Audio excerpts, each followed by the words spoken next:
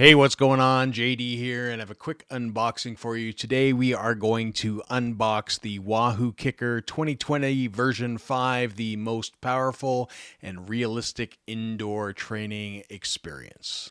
So included in the box is the 11-speed cassette, quick release and through axle adapters for 142 and 148, a 10-speed cassette spacer, and the new Kickr Axis feet.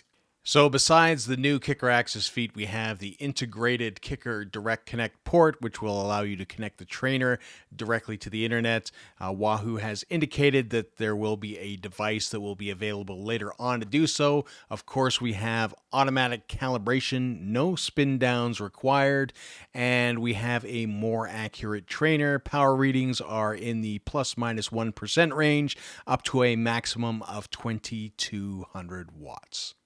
So we're just going to pop this out of the box and get everything nicely laid out on the table so you can see what comes in with the Kickr.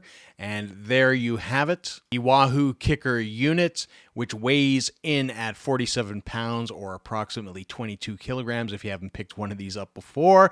They are a bit heavy, especially getting it out of the box, but it does have that nice handle to pick it up and move it around. We also have the adapters, some extra ones for the Axis feet, which we'll show you in a second, the power cord, as well as the adapter for the through axle, and a brake caliper spacer.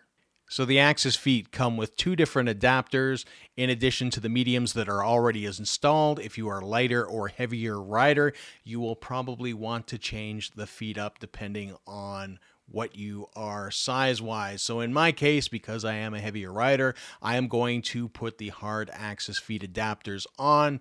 You do this simply by utilizing an Allen key to loosen the bolt. There is a nut on the other side of this little flat disc, and you can just simply, once you've broken that off, just unscrew it.